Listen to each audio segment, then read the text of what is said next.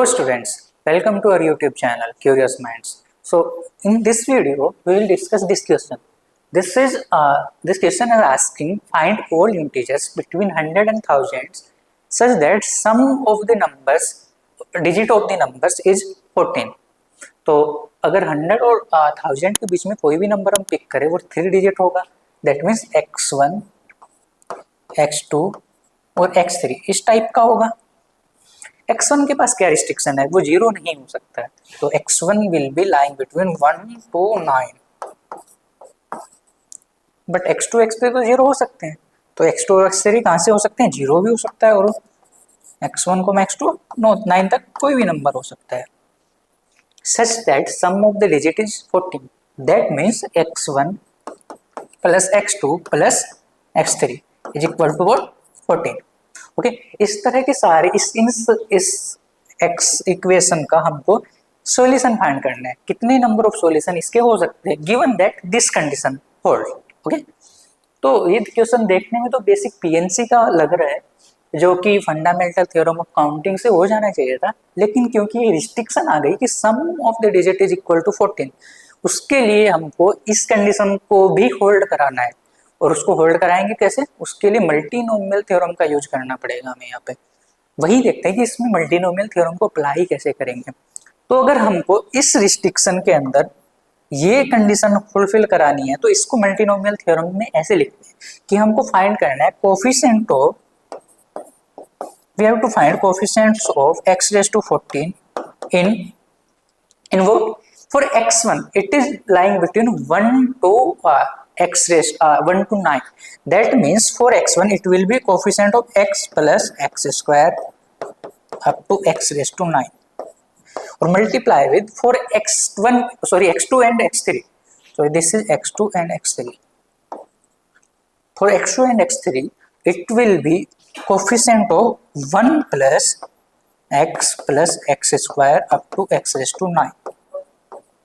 और क्योंकि दो बार है तो x2 के लिए भी सेम क्वांटिटी एंड x3 के लिए भी सेम क्वांटिटी, तो इसको हम लिख सकते हैं the whole square of this.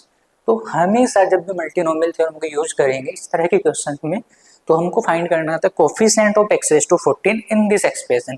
क्योंकि यहाँ पे 1 से स्टार्ट ऑफ x1 हो रहा है, इसलिए x raised to 1 plus x raised to 2 plus x raised to 9 multiply with x2 and x3 starting with 0.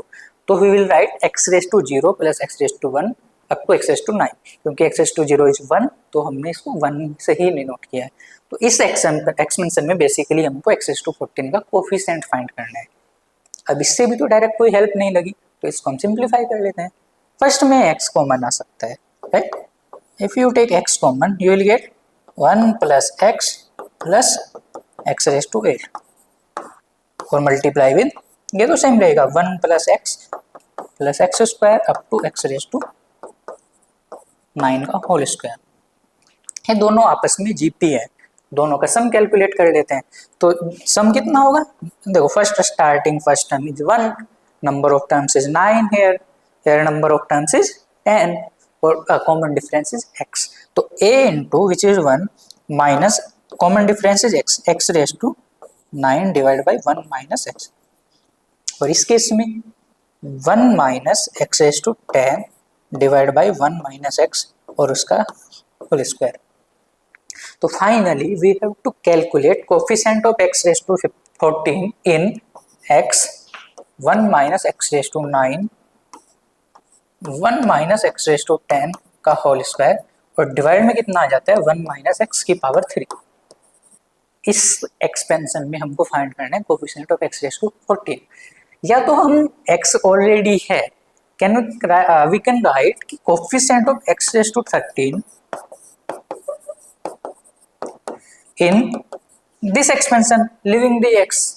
तो 1 minus x raised to 9 and 1 minus x raised to 10 का होल स्क्वायर, इस power को ऊपर ले जाते हैं तो 1 minus x raised to -3. इस एक्सपेंशन में हमको x raised to 13 का कोफिशिएंट फाइंड करना है. इसको थोड़ा और सिंप्लीफाई कर लेते हैं. तो this will be 1 minus x raised to 9, इसका होल स्क्वायर खोलेंगे तो 1 plus x raised to 20 minus 2 time x raised to 10 और 1 minus x raised to -3. Okay in दोनों को मल्टीप्लाई कर लेते हैं. ओके, तो जब मल्टीप्लाई करेंगे तो 1, फिर हम पावर क्योंकि x⁻13 चाहिए तो केवल वही टर्म रखें, क्योंकि हमको यहाँ से इधर भी मल्टीप्लाई करना है, तो x⁻13 से ज्यादा वाली पावर तो हमारे काम की नहीं रहेगी, केवल छोटी वाली काम आएगी। छोटी वाली पावर कौन कौन से होंगी, जब x⁻9 को इधर मल्टीप्लाई करेंगे माइनस x⁻9, फिर x1 को अगर हम इधर पे -2 टाइम x⁻10 में मल्टीप्लाई करें, उसके बाद जो भी पावर आएंगी उनमें x की पावर 13 से बड़ी हो जाएगी, क्योंकि x⁻9 को इधर मल्टीप्लाई करेंगे 29, इसमें करेंगे तो 19, वो हमारे काम की नहीं है। केवल ये टर्म काम की है तो इनको रख लेते हैं, बाकी कुछ टर्म्स आएंगी उनको हम अभी के लिए इग्नोर कर सकते हैं यहाँ पे। और मल्टीप्लाई विद 1 माइनस x⁻3।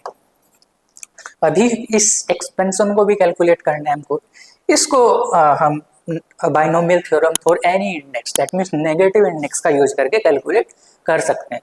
तो अगर मैं इसका एक्सपेंशन लिखना चाहूँ 1 माइनस x⁻3 का, तो कैसा होता है, फर्स्ट टर्म तो 1 ही रहेगी, फिर माइनस के साथ में -3 और x⁻1, ओके, फिर उसके बाद में plus -3 -1, okay, n into n-1/2 factorial के साथ x की पावर 2 आता है, फिर उसके बाद n into n-1 n-2/3 factorial के साथ x⁻3, ऐसे ही पावर बढ़ती है, तो फिर -3 -4 डिवाइड बाय 2 फैक्टोरियल और x⁻2, फिर एक दो टर्म्स और लिख लेते हैं, माइनस के साथ -3 -4 -5 divide by 3 factorial x⁻3 and so on. थोड़ा सा जनरलाइज करके इसको देखते हैं तो ये कुछ ऐसा नहीं लग रहा, 1 + 3x + 3 into 4 divide by 2 factorial और x⁻2, फिर ये भी अल्टीमेटली प्लस ही हो जाएगा क्योंकि सारे टर्म्स माइनस है और यहाँ पे एक ऑलरेडी माइनस है, तो 3 into 4 into 5 divide by 3 factorial और x⁻3 एंड सो ऑन। इनको हम ना NCR जैसी फॉर्म बना लेते हैं, जिससे calculation at the end easy रहेगी। तो 3 को तो क्या लिख सकते हैं, देखो 1 + 3x सेम रहने देते हैं इसको। 3 इंटू 4 को NCR की फॉर्म में लाने के लिए हमको अगर इसको 4 फैक्टोरियल बनाना तो 2 फैक्टोरियल ऊपर चाहिए, 2 फैक्टोरियल से नीचे मल्टीप्लाई करना होगा, तो this is 4 factorial divide by 2 factorial 2 factorial, या फिर 4c2 x⁻2 प्लस यहाँ पे भी क्या, अगर मैं 2 फैक्टोरियल से मल्टीप्लाई और डिवाइड कर दूं तो this is nothing but 5c2, 5 factorial ऊपर डिवाइड में 2 फैक्टोरियल 3 फैक्टोरियल, तो 5c2 x⁻3। अब तो हम गैस कर सकते हैं आगे की टर्म, देखो x⁻2 है तो 4c2, x⁻3 है तो 5c3, x⁻4 के लिए 6c2 x⁻4, that means in दोनों का सम यहाँ पे आ रहा है, ओके, बाकी टर्म्स आगे ऐसे ही बढ़ती रहेंगी। तो ये हो गया नेगेटिव इंडेक्स वाला पार्ट। अल्टीमेटली हमारा जो एक्सपेंशन है अभी यहाँ पे वो निकल के आया था 1 माइनस x⁻9 -2 टाइम x⁻10, और आगे की टर्म्स को हमने इग्नोर करने का सोचा था क्योंकि उनका यूज नहीं होने वाला था, और मल्टीप्लाई विद दिस एक्सपेंशन।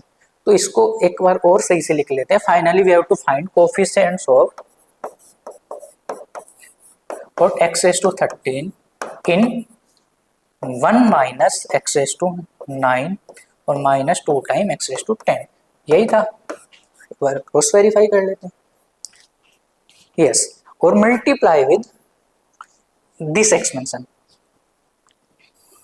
कितना 1 + 3 को भी हम 3 से 2 क्यों ना लिख लें, है ना, और सिंप्लीफाई करने के लिए 3c2 x + 4c2 x², फिर 5c2 x⁻3। अभी तो हमको पैटर्न दिख रहा है यहाँ पे, इसमें हमको x⁻13 का कोएफिशिएंट फाइंड करना है। 13 पावर कब बनेगी, जब 1 की मल्टीप्लाई x⁻13 में होगी, तो x⁻13 तक जब हम जाएंगे तो हमको क्या चाहिए, यहाँ पे कुछ अल्टीमेटली x⁻13 चाहिए, सब में c के साथ 2 आ रहा है, तो 2 + 13 हमारा 15c2 आना चाहिए by observing this pattern, 5c2 के साथ 3, तो 3 + 2 = 5, 2 + 2 = 4, 2 + 1 = 3, यही पैटर्न काम आ रहा है। तो जब x रेज टू 13 आएगा तो कोफिशिएंट 15c2। तो सबसे पहले कोफिशिएंट 15c2, फिर x रेज टू 9 के साथ किसकी मल्टीप्लाई करें जो x रेज टू 13 बन जाएगा, obviously x raise to 4, x raise to 4 तो सिंपली इससे नेक्स्ट टर्म 6c2 होना चाहिए, और क्योंकि ये माइनस है तो माइनस में 6c2। उसके बाद x रेज टू 10 में क्या मल्टीप्लाई करें जो x रेज टू 13 बन जाए, basically we have to multiply 5c2, तो -2 टाइम 5c2, ये हो जाएगा coefficient of x raise to 13 in this expansion. और फाइनली हमारा आंसर भी यही होगा, क्योंकि हमने इस एक्सपेंशन को ऐसे ही बनाया है कि हमारा आंसर इसी कोफिशिएंट्स के इक्वल आना चाहिए। 15c2 कैलकुलेट कर लेना, 15 इंटू 14 n इंटू n-1/2, फिर 6c2 6 into 5/2 -2 time 5c2 that means 5 into 4/2। तो ये तो हो जाएगा 15 into 7 that means 105, 2 into 3 into 5 that means 15, और -2 से 2 कैंसिल आउट हो रहा है तो 20, that is 105 minus this is 35, और we can write this is nothing but 70। Okay, क्योंकि x रेज टू 13 का कोफिशिएंट इस एक्सपेंशन में 70 आया है, इसका मतलब वी कैन कंक्लूड दैट यहाँ पे x रेज टू 14 का कोफिशिएंट्स भी 70 आना चाहिए था, और इसी कारण से हमारा आंसर भी इस क्वेश्चन का 70 ही होना चाहिए। ओके, तो 70 नंबर्स आर पॉसिबल जो 100 एंड 1000 के बीच में लाए करते हैं, और उनका सम ऑफ डिजिट कितना 14 हो। Okay, got it. ओके, तो this is all about for this question. इस तरह की और वीडियोस देखते रहने के लिए हमारे चैनल को सब्सक्राइब करें। Thank you.